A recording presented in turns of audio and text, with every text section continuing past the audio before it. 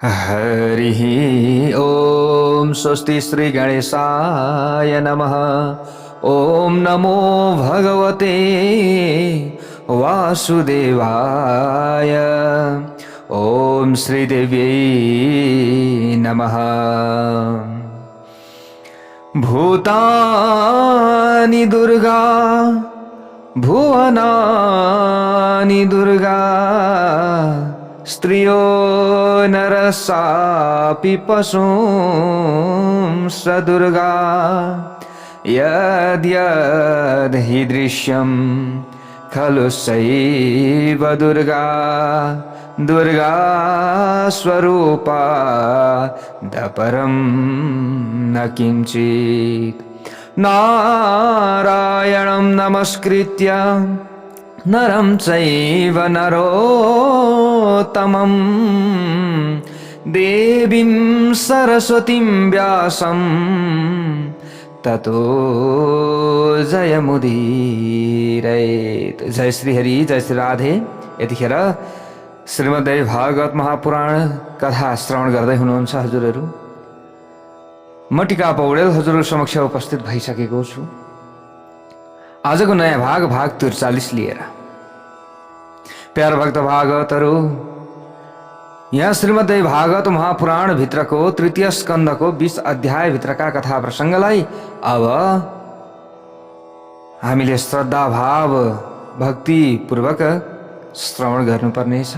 हजुरहरूले श्रद्धा साथ कथा श्रवण गर्नुहोला। पूरा कथा हामीले श्रवण गर्ने बानी बसाल्यौं भने पक्कै पनि कथा सुनेर नै हाम्रो मुक्ति हुन्छ। कथा सुनेर नै हाम्रा सारा सञ्चित भएका पापहरू भगवान भगवतीका गुणानुवाद आदि श्रवण गरेर नाश हुन्छन् भनेर शास्त्र आदिले बताएका छन्। हजुरहरूले पक्कै पनि श्रवण गर्नुभएको होस्। प्यार भक्त भागवतहरू, यहाँ जो सुबाहु राजा, वाराणसी का सुबाहु राजा जो शशिकलाका पिता हुनुहुन्छ, शशिकलाले सुदर्शनलाई मन पराइन्, सपनामा देखिन्। प्यार भक्त भागवतहरू, अब शशिकलाको विवाहको समय आयो। स्वयंवरको यहाँनिर कुराहरू हुँदैछन्। विभिन्न देशहरूबाट राजाहरू आएका छन् शशिकलालाई आफ्नी श्रीमती बनाउनका लागि। र प्यार भक्त भागवतहरू, जो युधाजित थिए, शत्रु भनौँ अथवा कान्छी आमापट्टिकी, अब कान्छी आमापट्टिकी, कान्छी आमाका बुबा भनौँ युधाजित।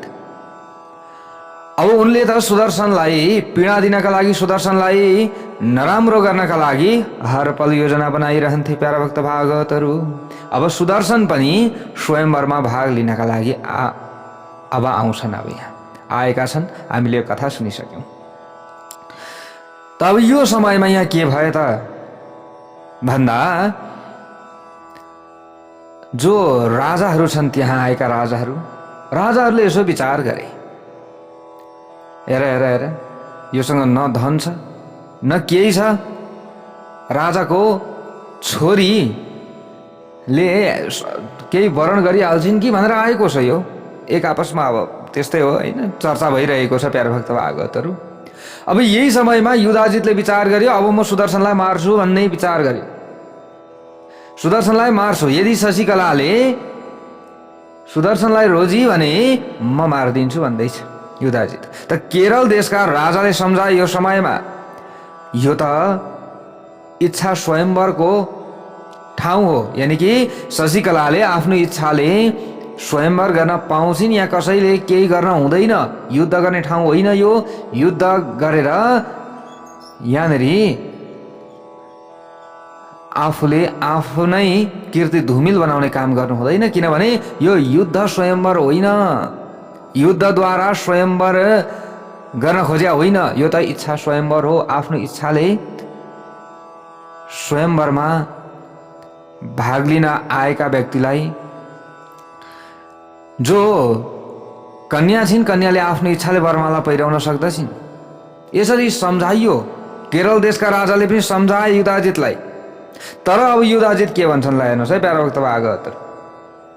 केरल नरेशले यसरी सम्झाए मुख्य त उनी थिए। इति वादिनी भूपाले केरलाधिपतौ तदा प्रत्युवाच महाभाग युधाजिदपि पार्थिवः। अब युधाजितले भने त्यो समयमा, हे केरल नरेश, तपाईले भर्खरै जुन कुरा गर्नुभएको छ, के हामी वीरहरूको यही हो नीति? हामीहरू वीरहरू चुप लागेर बसिरहने? यस्तो पनि हुन्छ? यो त नहुने कुरा हो। राजाहरूको समाजमा तपाईँ सत्यवादी र जितेन्द्रिय मानिनुहुन्छ, ठिकै छ, त्यही भएर हजुरले सम्झाउने प्रयत्न गर्नुभयो। हे उत्तम कुलका राजा, योग्य राजाहरू हुँदाहुँदै एउटा अयोग्य व्यक्तिले कन्या रत्न कसरी प्राप्त गर्न सक्छ? यो हुन नसक्ने कुरा हो। के यही न्याय हजुरलाई मन पर्छ त? भन्नुहोस्, एउटा स्याललाई सिंहको भाग खोज्ने अधिकार कसरी प्राप्त हुन्छ? युधाजितले यसरी भन्न लागे, के यो सुदर्शन शशिकला जस्ती कन्या रत्नलाई पाउने अधिकार राख्दछ? कहाँ वनमा बस्ने वनवासी भएको छ आज?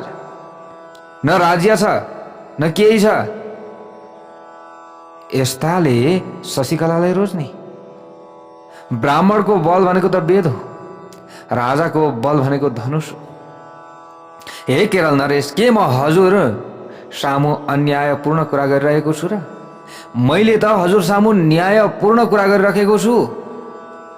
त्यसैले म यो सहन सक्दिनँ, म यो हेर्न सक्दिनँ भन्दैछ। ल हेर्नुहोस् है प्यारोक्त भागवतहरू, यदि सुदर्शनले शशिकलालाई प्राप्त गर्यो भने म यहाँ युद्ध गर्नेवाला छु। युधाजितले यसरी भनिरहेको छु।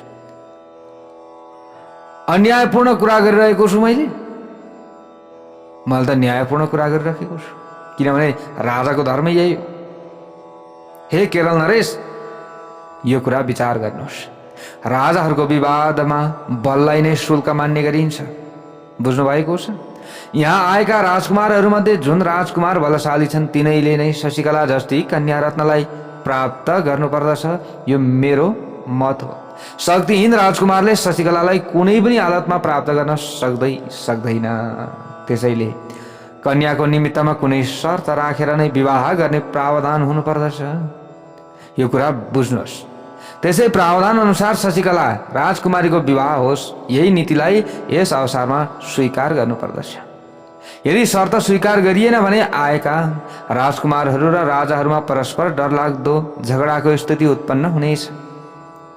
यसरी राजाहरूमा स्वयंवर समारोहलाई लिएर परस्परमा धेरै विवाद भयो। प्यारोक्त भागवतहरू, विवाद भएपछि उत्तम राजा सुबाहुलाई सभामा बोलाइयो। अब कन्याका पिता सभामा आउनु भएको छ। शशिकलाका पिता र वाराणसीका राजा सुबाहुलाई बुद्धिमान राजाहरूले भने त्यो समयमा, हे राजन, यस विवाहमा हजुरले राजाले गर्नुपर्ने स्वयंवरको नीतिलाई अनुसरण गर्नुहोस्। हे काशीराज, हजुर के गर्न चाहनुहुन्छ त्यो कुरा सावधान भएर बताउनुहोस्। हे राजन, हजुर आफ्नो मनबाट यी कन्या रत्न कसलाई दिन चाहनुहुन्छ त्यो बताउनुहोस्।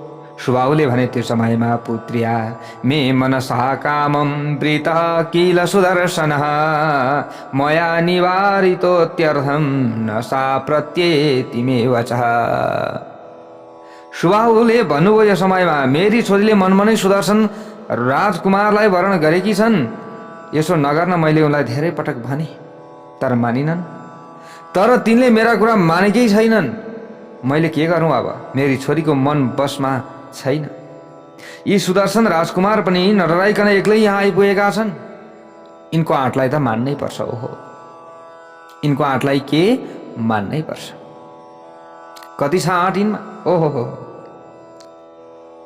यसरी काशीराजले उत्तर दिएपछि प्यारोक्त भागवतहरू, सबै समृद्ध राजाहरूले वनवासी राजकुमार सुदर्शनलाई बोलाए। अब त्यो समयमा हेर्नुहोस् प्यारोक्त भागवतहरू, ती शान्त स्वभाव भएका सुदर्शनसँग राजाहरूले सावधान भएर सोधे, हे राजकुमार, हे महाभाग, हे उत्तम व्रतधारी, तपाईलाई यहाँ कसले बोलाएको? कसले बोलाएर यहाँ आयो? तपाईँ यस्तो विशाल राजसभामा कसरी एक्लै आइपुग्नु भयो? तपाईँसँग सेना छैन, मन्त्री छैन, कोष छैन, धेरै ठुलो शक्ति पनि छैन। हे बुद्धिमान राजकुमार, यस्तो अवस्थामा तपाईँ यहाँ किन आउनुभएको हो त्यो कुरा बताउनुहोस्। युद्धको अभिलाषा राख्ने धेरै राजाहरू कन्या रत्न शशिकलालाई प्राप्त गर्ने इच्छाले आफ्नो सेना लिएर यो समाजमा आएका छन्। थाहा छ यहाँ तपाईँ के गर्न चाहनुहुन्छ? तपाईँकै वीर भाइ शत्रुजित पनि ठुलो सेनाका साथ राजकुमारीलाई प्राप्त गर्ने इच्छाले यहाँ आएका छन् र तिनको सहायताका निमित्त तिनका मावली हजुरबुवा महाबाहु युधाजित पनि आएका छन्। हे राजकुमार, तपाईँ बस्नुहोस् अथवा जानुहोस्, त्यो तपाईँको इच्छामा भर पर्छ। हामीले त जे हो वस्तुस्थिति त्यो राम्ररी बतायौँ। युधाजितले तिमीलाई मार्ने इच्छा गर्दैछन् किनकि तिमीसँग कुनै पनि सेना छैन। तपाईसँग कुनै पनि सेना छैन। हे उत्तम व्रत गर्ने राजकुमार, अब तपाईँको जस्तो इच्छा हुन्छ त्यस अनुसार गर्नुहोस्। अब यहाँ बस्ने इच्छा छ कि जाने इच्छा छ? के छ इच्छा? के गर्ने हो? अब सबैले यसरी भन्न लागेला। हेर्नुहोस् त सुदर्शनले अगाडि गएर यहाँ भन्दा भए, न बलम न सहायो मे न कोशो दुर्ग संश्रय न मित्राणी न सौहार्दी न नृपारक्षका मम। सुदर्शनले भने त्यो समयमा, हे राजा समूह, मसँग सेना छैन, ठिक छ, कुनै सहायक पनि मसँग छैनन्, खजना पनि छैन मसँग, सुरक्षित दुर्ग किला पनि छैन, मित्र पनि छैनन्, सुहृद पनि छैन, ठिक छ, मेरो रक्षा गर्ने कुनै पनि राजा पनि छैनन्, त्यो पनि ठिक छ। यहाँ स्वयंवर हुने कुरा सुनेर स्वयंवर समारोह अवलोकन गर्न म यहाँ आएको छु। देवी भुवनेश्वरी भगवतीले सपनामा यहाँ आएर यो समारोहमा भाग लिन प्रेरणा दिनुभएको थियो, त्यसै कारणले गर्दा म यहाँ आएँ। यसमा भने सन्देह कुनै पनि छैन, किनभने देवीले जस्तो मलाई आदेश दिनुभयो मैले त्यस्तै गरेँ। मेरो अरू कुनै पनि इच्छा छैन। मलाई स्वयंवर समारोहमा भाग लिन काशीमा आउनका लागि जगत जननी भगवती भुवनेश्वरीले आदेश दिनुभएको छ। भगवतीले जस्तो विधान रच्नु भएको छ त्यो भएर नै छाड्दछ, यसमा केही पनि सन्देह छैन। हे राजगण, यस संसारमा मेरो कुनै शत्रु छैन। म त जहाँसुकै भगवती जगदम्बा भुवनेश्वरी भवानीलाई विराजमान भएको देखिरहेको छु। जहाँसुकै मैले देखिरहेको छु उहाँलाई। यहाँ शशिकलालाई प्राप्त गर्ने उद्देश्यले आउनुभएका हे राजकुमारहरू, जसले मसँग शत्रुता गर्नेछ त्यसलाई महाविद्या जगदम्बा भगवतीले दण्ड प्रदान अवश्य पनि गर्नुहुनेछ। मैले केही पनि गर्नु पर्दैन। म आफू धेरै सोझो छु। राग द्वेष के हो म जान्दिनँ। हे उत्तम राजाहरू, जुन कुरा हुन्छ त्यो भएर नै रहनेछ, त्यसको विपरीत केही पनि हुन सक्दैन। त्यसैले म यस विषयमा के चिन्ता गरिरहनु। म त सधैँ दैवमाथि विश्वास गर्दछु। दैवाधीनम जगत सर्वम, दैवको अधीनमा यो जगत छ। हे उत्तम राजाहरू, देवता दानव मानव सबै प्राणीहरूमा एकमात्र भगवती जगदम्बा भुवनेश्वरीको शक्ति विद्यमान छ। उहाँ बाहेक अरू कुनै दोस्रो तत्त्व छैन। हे महाराजाहरू, भगवती भवानीले जसलाई राजा बनाउन चाहनुहुन्छ त्यो राजा बन्दछ र जसलाई निर्धन बनाउन चाहनुहुन्छ त्यो निर्धन बन्दछ। यस्तो तत्त्व बुझेपछि मैले कुन कुराको चिन्ता गर्नु।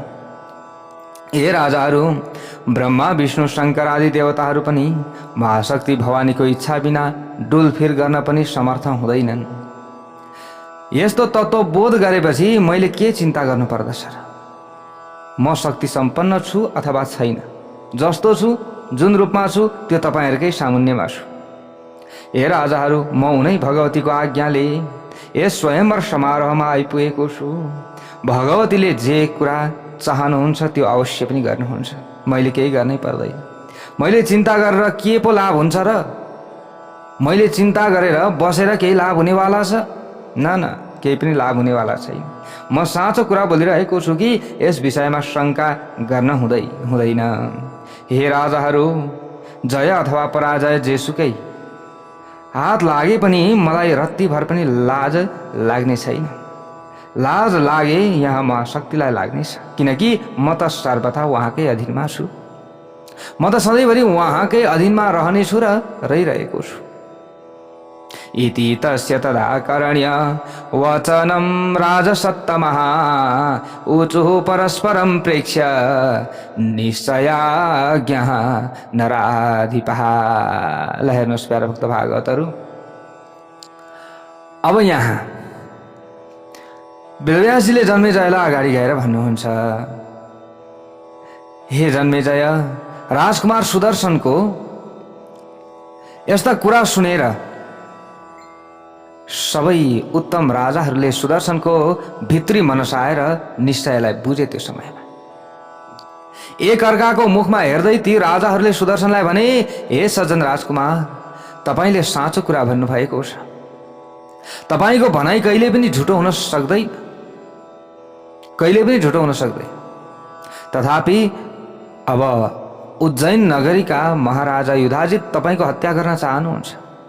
हे बुद्धिमान राजकुमार, हाम्रो हृदयमा तपाईलाई देखेर दया लागिरहेको छ, त्यसै कारण हामीले तपाईलाई भन्नुपर्ने कुरा भनिसकेका छौं। अब जे गर्नुपर्ने हो यो त तपाईको कुरा हो। हे निष्पाप राजकुमार, तपाईलाई जुन कुरा राम्रो लाग्छ त्यसलाई मनले राम्ररी विचार गरेर आफूलाई जस्तो मन लाग्छ त्यही गर्नुहोस् भनेर यसरी त्यहाँ उपस्थित भएका सम्पूर्ण राजाहरूले भन्दा भए। सुदर्शनले अगाडि गएर भन्छन्, सत्य मुक्तम भवद्भिश्च कृपावद्भिसुरिज्जनहि किं ब्रवीमि पुनर्वाक्य मुक्त्वा नृपति सत्तमः। अब सुदर्शनले यहाँ अगाडि गएर भन्न लागे, हे राजाहरू, तपाईहरू सबै अत्यन्त कृपालु र सुहृदय सज्जन हुनुहुन्छ, यो मैले जानेको छु। तपाईहरूले साँचो भन्नुभएको छ, हो साँचो भन्नुभएको छ, तर अब म आफ्नो भनाइबाट किन यताउति गरौँ र त्यसलाई किन दोहोऱ्याइरहँ? कसैको पनि मृत्यु अरूद्वारा कहिल्यै पनि हुन सक्दैन, दैवद्वारा नै हुन्छ। यदि दैवले चाहने हो भने हुन्छ, यदि दैवले नचाहने हो भने हुँदैन। यो सबै दैवकै अधीनमा छ। मैले भन्ने कुरा त भनिसकेको छु। यो जीव स्वयं आफ्नो बसमा कहिल्यै पनि छैन, यो कर्मको अधीनमा रहने गर्दछ। जस्तो कर्म गर्यो उस्तै फल पाउँछ। तत्त्वका ज्ञाता विद्वानहरूले कर्मका 3 भेद बताएका छन्, सञ्चित कर्म, वर्तमान कर्म र प्रारब्ध कर्म। यो सम्पूर्ण संसार काल, कर्म र स्वभावद्वारा नियन्त्रित रहेको छ। काल नआइकन देवताले पनि कुनै मानिसलाई मार्न सक्दैनन्। कसैले कसैलाई मार्ने कुरा निमित्त मात्र हो। साँचो कुरा त के हो भने सबैलाई अविनाशी कालले मार्ने गर्दछ। जस्तै शत्रुहरूलाई शान्त तुल्याउने मेरा पिताश्रीलाई सिंहले मार्यो, यस्तै प्रकारले युधाजितले मेरा मावली हजुरबुवालाई युद्धमा मारिदिए। यो प्रारब्धकै त खेल हो नि, हैन र? प्रारब्ध पूरा भएपछि करोडौं प्रयत्न गर्दा पनि अन्त्यमा मानिस मरेर नै जान्छ। दैव अनुकूल हुँदा कसैले कुनै किसिमबाट रक्षा नगरे पनि त्यही मानिस हजार हजार वर्षसम्म बाँच्न सक्दछ। यो सबै के छ? दैवको हातमा छ। हे धर्मनिष्ठ राजाहरू, म मेरा शत्रु युधाजितसँग कहिले पनि डराउँदिन। म दैवलाई नै सर्वोपरि मानेर पूर्ण रूपमा निश्चिन्त रहने गर्दछु। म नित्य निरन्तर भगवतीलाई स्मरण गर्दछु। विश्वकी आमा भगवती भुवनेश्वरीले नै मेरो कल्याण गर्नुहुनेछ। पक्कै पनि उहाँ नै मेरी आमा हुनुहुन्छ, उहाँले रक्षा गर्नुहुन्छ। पूर्व जन्ममा गरेका राम्रा अथवा नराम्रा कर्महरूको फल प्राणीले भोग्नै पर्दछ। यसो हो भने आफैद्वारा गरिएका कर्मको फल भोग्नु पर्दा विवेकी मानिसले किन शोक गर्नु पर्यो र? आफैद्वारा उपार्जित कर्मफलको भोग गर्न दुःख लागेपछि अज्ञानी र अल्पबुद्धि मानिसले निमित्त कारणप्रति शत्रुता गर्न थाल्दछ। जहिले पनि आफूले भनेको भएन भने अनि व्यक्ति बटारिन थाल्छ, शत्रुता सार्न थाल्दछ। त्यस पछाडि त्यस्तो अज्ञानी मानिस चाहिँ म बन्न चाहन्न। म रिस, शोक र डरको बसमा कहिले पनि पर्दैन। त्यसैले म एक्लो भए तापनि राजाहरूको यस विशाल सभामा निडर भएर आइपुगेको छु। मलाई केहीको पनि डर छैन। जुन कुरा हुनु छ त्यो भएर नै छाड्छ। म त भगवतीको आदेश पाएर उत्तम स्वयंवर समारोहको अवलोकन गर्ने इच्छाले यहाँ एक्लै आइपुगेको छु। मलाई आदेश दिने भगवतीले वचनलाई सबभन्दा ठुलो प्रमाण मान्दछु। म उहाँकै आज्ञाको अधीनमा रही अगाडि बढ्दछु। म अरू कसैलाई जान्दिनँ। भगवतीले सुख र दुःखको जे जस्तो विधान गरिसक्नु भएको छ, मैले पाउने त्यही नै हो। यो बाहेक केही पनि होइन। हे उत्तम राजाहरू, मलाई मार्न चाहने मेरो भाइका हजुरबुवा युधाजित सधैँ सुखी रहन्। मेरो मनमा कति पनि शत्रुता छैन। मलाई दुःख दिनेलाई सुखै मिलोस्, म शत्रुता साध्नेवाला छैन। जसले मसँग शत्रुता गर्दछ त्यसले त्यसको फल अवश्य पनि पाउनेछ। मैले शत्रुता गर्नु नपरोस्, बात बाँकी यति हो।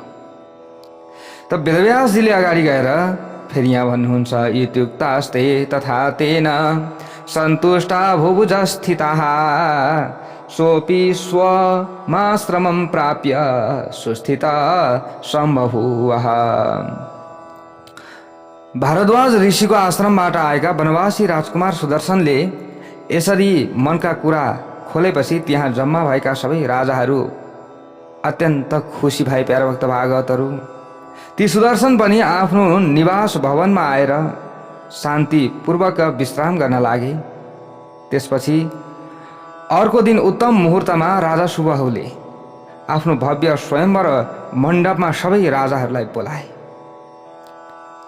उक्त विवाह मण्डपमा दिव्य आसनमा बसेर सुहाएका राजाहरू राम्ररी सजाइएका मञ्चहरूमा अत्यन्त आकर्षक आभूषण एवं विभूषणद्वारा अलङ्कृत भई विराजमान भए। स्वयंवर समारोह दर्शन गर्ने इच्छाले मञ्चहरूमा विराजमान भएका अत्यन्त उत्तम वेशभूषाले सजिएका र आफ्नो तेजले चम्किएका राजाहरू विमानमा बसेका देवताहरू जस्तै देखिएका थिए। सबै राजाको मनमा एउटा कुरा यही खेलिरहेको थियो कि शशिकला राजकुमारी कति बेला यहाँ आइपुग्छिन् र कुन पुण्यवान र भाग्यशाली उत्तम नरेशलाई पतिका रूपमा वरण गर्छिन् भन्ने सबैले यो विचार गरिराखेका थिए। प्याराभक्त भागवतहरू, संयोगवश यदि राजकुमारीले सुदर्शन राजकुमारको घाँटीमा स्वयंवरको माला पहिर्याइन् भने राजाहरू बीच आपसमा झगडा हुनेछ भन्ने कुरा पनि सबैले बुझिरहेका छन्। यसमा कति पनि सन्देह छैन। मञ्चमा बसेका राजाहरूले यसरी मनमा नै विचार गरिरहेको बेलामा राजा सुबाहुको दरबारमा वाद्यहरू बजेको ध्वनि प्रकट भयो। ल हेर्नुहोस् है प्याराभक्त भागवतहरू, स्नान गरेर राम्ररी सजाइएकी महुवाको फूलको माला धारण गरेकी, रेशमी वस्त्र लगाएकी, विवाहको अवसरमा कन्याले लगाउनु पर्ने सबै उत्तम पदार्थ धारण गरेकी, लक्ष्मी झै अत्यन्त राम्रो स्वरूप भएकी, मनमा चिन्ता लिए पनि सुन्दर देखिने र सुन्दर वस्त्र धारण गरेकी शशिकलालाई मुस्कुराउँदै उनका पिता महाराज सुबाहुले भने, ए सुन्दर नाग भएकी छोरी, तिमी उठ र हातमा यो सुन्दर स्वयंवरको माला लिएर मण्डपतर्फ प्रस्थान गर। त्यहाँ गएपछि मण्डपमा विराजमान राजाहरूको समुदायलाई हेर। हे सुन्दरी, ती राजाहरूमध्ये जुन राजा गुणहरूले सम्पन्न छन्, रूपले सम्पन्न छन्, उत्तम कुलमा उत्पन्न भएका छन् र श्रेष्ठ छन्, ती राजा तिम्रो मनमा बसे भने तिनलाई नै स्वयंवरको माला पहिर्याएर वरण गर। देश देशान्तरबाट आएका सबै राजाहरू राम्ररी सजाइएका मञ्चहरूमा विराजमान छन्। हे सुन्दर शरीर भएकी प्यारी छोरी, तिमीले ती सबैको दर्शन गर र आफ्नो इच्छाले चाहेको राजालाई वरण गर भनेर यसरी अराइदिए राजाले।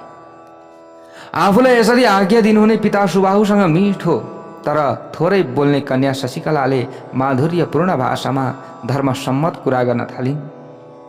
प्यारभक्त भागवतहरू र शशिकलाले भनिन्, हे पिताश्री, म यी राजाहरूको सामुमा कदापि जान सक्दिनँ। यस्ता काम भावनामा डुबेका राजाहरूको सामुमा अकुलीन किसिमका नारीहरू मात्र जान्छन्। ए पिताश्री, मैले धर्मशास्त्रका वचन सुनेकी छु कि कन्याले एउटै वरमाथि आँखा लगाउनु पर्दछ, दोस्रो वरमा आँखा लगाउनु हुँदैन। जुन कन्या अनेक पुरुषहरूको सामुमा उपस्थित हुन्छन् तिनको पतिव्रता धर्म नष्ट हुन्छ, किनकि समूहमा जाँदा त्यहाँ उपस्थित भएका सबै राजा र राजकुमारहरूले मनमा यही सङ्कल्प गर्छन् कि यी कन्या जुनसुकै हालतमा पनि मेरी पत्नी हुनुपर्दछ। कुनै कन्या आफ्नो हातमा स्वयंवरको माला लिएर जब स्वयंवर मण्डपमा जान्छन् त्यसबेला ती कुनै नारीको सट्टा एउटा साधारण नारी देखिन्छन्। साँचो कुरा गर्ने हो भने त्यसबेला ती कन्या एउटी व्यभिचारिणी महिला जस्तै प्रतीत हुन्छन्। जसरी एउटी वेश्या नारी बजारमा जान्छन्, त्यहाँ जम्मा भएका पुरुषहरूलाई देखेर आफ्नो मनमा उनीहरूका गुण दोषको विवेचन गर्छिन् र अनेक प्रकारका आकर्षक हावभाव देखाएर ती चञ्चल वेश्याले कुनै कामी पुरुषलाई बिना प्रयोजन हेरिरहन्छन्। मलाई पनि यदि हजुरले स्वयंवर सभामा पठाउनु भयो भने त्यहाँ गएर मैले पनि एउटी वेश्या नारीले चाहिँ व्यवहार गर्नुपर्नेछ। यसबेला म आफ्नो कुलका बुढापाकाहरूद्वारा चलाइएको स्वयंवरका नियमको पालन गर्दिन।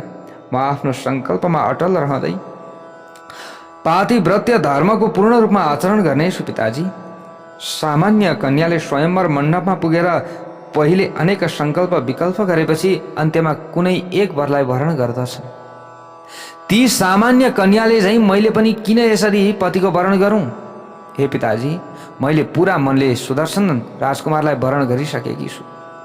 हे महाराज, ती सुदर्शन बाहेक अन्य कुनै पुरुषलाई पतिको रूपमा स्वीकार गर्न म सक्दिनँ। हे पिताश्री, हे काशीराज, हजुरले मेरो हित चाहनुहुन्छ भने कुनै उत्तम दिनमा विवाहको विधि विधानले कन्यादान गरेर मलाई सुदर्शनको हातमा सुम्पिदिनुहोस् बरु, यो उचित हुनेछ। यसरी शशिकलाले भन्दी भइन्। सुबाहुरपि तश्रुत्वा युक्तमुक्तं तया तथा चिन्ताविष्टो बहुआशु किं कर्तव्यमितः परम। हे महाराज, राजा सुबाहु आफ्नी छोरी शशिकलाद्वारा भनिएको युक्तियुक्त कुरा सुनेर मनमा विचार गर्न लागे। कुरा त ठिक छ, यिनले भनेको कुरा सही छ, तर कसरी अब यो कार्यलाई सम्पन्न गर्ने? यस्ता तर्क गर्दै असमञ्जसमा परे राजा। यहाँ अनेक थरी राजाहरू सैनिक र सेवकहरूका साथमा स्वयंवर समारोह भनेर आइरहेका छन्। विवाहमा विघ्न परेमा युद्ध पनि गर्ने मनसाय लिएर बलशाली राजाहरू पनि मञ्चमा बसेका छन्। यदि यस बेला मैले ती राजाहरूसँग कन्या स्वयंवर समारोहमा आउन मान्दिनन् भन्ने हो भने ती दुष्ट बुद्धि भएका राजाहरू रिसाएर मलाई नै मार्न सक्दछन्। अब के गर्ने? मसँग उनीहरूको जस्तो सैन्य शक्ति पनि छैन, आफ्नो सुरक्षाका लागि अद्भुत किल्ला पनि छैन। सैन्य बल र अद्भुत किल्ला नभएमा उनीहरूलाई पराजित गर्न यदि सैन्य बल थियो मसँग अथवा अद्भुत किल्लाहरू थिए भने उनीहरूलाई पराजित गर्न म समर्थवान हुन्थेँ होला, तर ती दुवै कुरा मसँग छैनन्। अब मैले के गर्ने? जुन सुदर्शन नामक राजकुमारले मेरा जो कुरा अब यहाँ गर्नेछन् अथवा सुदर्शन नामक राजकुमारको कुरा छ, जसलाई मेरी कन्या शशिकलाले ज्यादै मन पराएकी छन्, ती पनि असहाय छन्, गरिब छन्, एक्ला छन्, चारैतिरबाट दुःखको सागरमा डुबिरहेका छन्। यसबेला मैले के गर्नुपर्दछ? यसको उत्तर मेरो मनमा सुझिरहेको छैन, मैले राम्रो बुझिरहेको छैन। अब के गर्ने? यसरी चिन्तामग्न भएका राजा सुबाहु अरू राजाहरू समक्ष गई सबैलाई प्रणाम गरेर अत्यन्त नम्रतापूर्वक भन्दछन्, हे महाराजहरू, अब म के गरौँ? मैले र मेरी रानीले पटकौं पटक स्वयंवर समारोहमा तिमीले भाग लिनुपर्छ भन्ने प्रेरणा दिँदा दिँदै पनि मेरी छोरी शशिकला स्वयंवर मण्डपमा आउन मानेकी छैनन्। म हजुरहरूको दास हुँ र सबै राजाहरूको चरणमा शिर राखेर बिन्ती गर्छु कि हजुरहरू मैले दिएको पूजा र सत्कार ग्रहण गरेर यसबेला आफ्नो घरतर्फ फर्किनुहोस्। म यहाँहरूलाई धेरै रत्न, वस्त्र, हात्ती र रथ सुम्पिँदैछु। यिनलाई स्वीकार गरेर कृपापूर्वक हजुरहरू आफ्ना घरतर्फ जानुहोस्। मेरी छोरी मेरो बसमा छैनन्। मैले विपरीत व्यवहार गर्दा उनी खिन्न भएर मरिन् भने ठुलो दुःख बेहोर्नु पर्नेछ भोलिका दिनमा। उनीमा समस्या आयो भने यो समस्या हामी सबैको हो। यसैले म ज्यादै चिन्तामा परेको छु। राजाले आएर सबैलाई यसो भन्न लागे, हजुरहरू दयालु, भाग्यवान र तेजस्वी हुनुहुन्छ। मेरी अत्यन्त अल्प बुद्धि भएकी र विनय नभएकी कन्यालाई प्राप्त गरेर हजुरहरूलाई कुनै पनि ठुलो लाभ हुने कुरा पनि म देख्दिनँ। म हजुरहरूको सर्वात्मना सेवक हुँ, यसैले म माथि कृपा गर्नुहोस्। यहाँहरूले मेरी छोरीलाई कृपया आफ्नै छोरी सम्झिदिनुहोस्। श्रुत्वा सुबाहु वचनं नोचु केचन भूमिपाः। अब हेर्नुहोस् है, काशी राजा सुबाहुका कुरा सुनेर निम्ता मान्न आएका अरू राजाहरूले त केही भनेनन्। तर अब हेर्नुहोस् है, जो अलिकति दुष्ट हुन्छन्, दुष्ट्याइ गर्न चाहन्छन् नि, युधाजितले भने रिसले राता आँखा गराएर कडा स्वरले भन्न लाग्यो, हे काशीराज, तपाईँ निकै मूर्ख हुनुहुँदो रहेछ। हामीलाई निम्ता गरेर रित्तै पठाउने, यस्तो निन्दनीय काम गरेपछि पनि कुनै पछुतो नमानेर यसरी हजुरहरू फर्केर जानुहोस् भन्दै भन्नुहुन्छ। हजुर के हो यो? के यो सुहाउने कुरा हो? तपाईँको मनमा छोरीले विवाह गर्छिन् कि गर्दिनन् भन्ने दुविधा थियो भने अज्ञानको वशमा परेर स्वयंवर समारोहको आयोजना किन गर्नुभयो? यो स्वयंवरको आयोजनै गर्नुहुन्थेन नि, किन गर्नुभयो तपाईँले? तपाईँले निमन्त्रणा दिनुभएका कारण नै सबै राजा स्वयंवरमा आएका हुन्, त्यत्तिकै आएका छैनन्, यहाँ त्यत्तिकै आएका होइनन्। अहिले तपाईँले यसरी आएर रुखो वचन बोल्दैमा ती ठुला राजाहरू कसरी रित्तै घरतर्फ जान सक्दछन्? के तपाईँ सबै राजाहरूलाई अपमान गरेर सुदर्शनलाई आफ्नै छोरी दिन चाहनुहुन्छ? योभन्दा ठुलो नीचताको कुरा के हुन सक्दछ? यदि यसो गर्नुहुन्थ्यो भने किन यो नाटक गरिराख्नु पर्थ्यो? थपको जिम्मा दिँदा भइहाल्थ्यो। आफ्नो कल्याण चाहने मानिसले सर्वप्रथम राम्ररी विचार विमर्श गरेर मात्र कुनै कार्य आरम्भ गर्नुपर्दछ। हे राजा सुबाहु, तपाईँले त विचार नगरिकन नै यति ठुलो आयोजना गर्नुभयो। सेना र वाहनले सम्पन्न यी पृथ्वीका राजाहरूलाई छाडेर यसबेला तपाईँले सुदर्शनलाई आफ्नो छोरी ज्वाइँ किन बनाउन चाहनु भएको छ?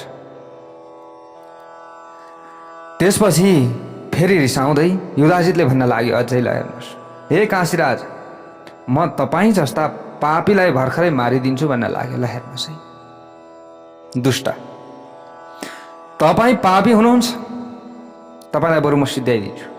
तपाईँलाई मारेपछि त्यो सुदर्शनलाई पनि मारिदिन्छु। त्यसपछि तपाईँकी छोरीको विवाह मेरा नाति शत्रुजितसँग गरिदिन्छु, यसमा कुनै सन्देह छैन भनेर अब जो यो दुष्ट छ राजा, हेर्नुहोस् प्यारभक्त भागवतहरू, यस्तै भन्न लाग्यो। अब के हुन्छ त यहाँ? म जस्तो वीर पुरुष रहँदै कुन राजाले तपाईँकी छोरी शशिकलालाई अपहरण गरेर लैजान सक्दछ? म पनि हेर्छु भन्छ। सुदर्शनकै कुरा गर्नुहुन्छ भने त्यो त अत्यन्त गरिब निर्बल बच्चा स्वभावको मानिस हो। यो सुदर्शन भारद्वाज मुनिको आश्रममा शरणार्थी भएर बसेको थियो र अहिले पनि बसेको छ। त्यही शरणार्थी आज यहाँ आएको छ। म त्यहाँ पनि गएको थिएँ, म त्यसलाई मार्न पनि चाहन्थेँ, तर भारद्वाज मुनिले नमार्न भनेर आज्ञा दिएकै कारणले गर्दा मैले एकपल्ट छोडिदिएको थिएँ। तर आज परिस्थिति अर्कै छ। म कुनै पनि हालतमा पनि यसको प्राण नलिकन छाड्दिनँ। हे राजा सुबाहु, तपाईँले आफ्नी पत्नी र छोरीका साथमा राम्ररी विचार विमर्श गर्नुहोस्।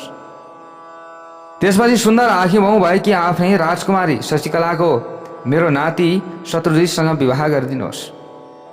यसरी आफ्नै सुन्दर पुत्री मेरो नातिलाई दिएर तपाईँ मेरा सम्धी बन्नुहोस्। वास्तवमा आफ्नो कल्याण चाहने मानिसले सधैँ आफूभन्दा ठुलासँग सम्बन्ध कायम गर्नुपर्दछ। यदि सम्बन्ध राम्रो होस् भन्न चाहनेले जहिले पनि यो कार्य गर्नुपर्दछ। तपाईँ एक्लो र राज्य नभएको वनवासी राजकुमार सुदर्शनलाई आफ्नी प्राणभन्दा पनि प्यारी सुन्दरी कन्या प्रदान गरेर कुन सुख लिन चाहनुहुन्छ है? वरको कुल, धन, बल, रूप, राज्य, किल्ला र सम्बन्धीहरूलाई राम्ररी परीक्षण गरेर मात्र आफ्नी छोरी दिनुपर्दछ जहिले पनि। अन्यथा गरेमा सुख प्राप्त कहिले पनि हुँदैन, कहिले पनि सुख प्राप्ति हुँदैन। हे राजा सुबाहु, तपाईँले धर्म, नित्य, शाश्वत र लोक कल्याणकारी राजनीतिको विषयमा राम्ररी विचार गर्नुहोस्। विचार गरेपछि के उचित लाग्छ त्यो गर्नुहोस्। विचार नगरिकन कुनै पनि कार्य नगर्नुहोस्। यसको विपरीत अरू कुनै विचार नगर्नुहोस्। तपाईँ मेरा परम मित्र हुनुहुन्छ, त्यसैले तपाईँको हितको कुरा मैले गरिरहेको छु। अब तपाईँले यहाँबाट गएर आफ्नी कन्या शशिकलालाई उनका सङ्गिनीहरूका साथमा स्वयंवर मण्डपमा ल्याउनुहोस्। स्वयंवर मण्डपमा आएपछि वरहरूको स्वयंवर गर्ने कार्यमा सुदर्शनलाई छाडेर अरू कुनै राजाहरूलाई वरण गर्छिन् भने मेरो विरोध हुने छैन। फेरि यहाँ तपाईँले आफ्नो इच्छा अनुसार जसको गलामा माला पर्छ त्यसैका साथ विवाह गरिदिनु पर्दछ। हे काशीराज, सुदर्शन बाहेक अरू सबै राजाहरू खानदानिया छन्, शक्तिशाली पनि छन्, समान स्तरका छन्। यदि यी राजाहरूमध्ये कुनै एक राजालाई शशिकलाले वरका रूपमा चयन गर्छिन् भने त्यहाँ हामीले किन विरोध गर्ने? यदि उनले सुदर्शनलाई नै वरण गर्ने निश्चय गरेकी छन् भने म आज बलपूर्वक तपाईँकी छोरी शशिकलाको अपहरण गर्नेछु। हे काशीराज, जानुहोस्, यो कार्य मैले भनेअनुसार सम्पन्न हुनुपर्दछ, सम्पन्न गर्नुहोस्। यसको विपरीत कार्य गरेर दुस्साध्य कलहको बिउ नरोप्नुहोस् तपाईँले। यसरी हेर्नुहोस् प्यारा भक्त भागवतहरू, अब जो सुबाहु छन् काशीराज सुबाहुलाई अब यी युधाजितले यसरी थर्काइरहेका छन्। अब के हुन्छ त भोलि हामीले अन्य कथा प्रसङ्ग श्रवण गर्नेछौँ। जय बोलौँ भगवती उमा की जय।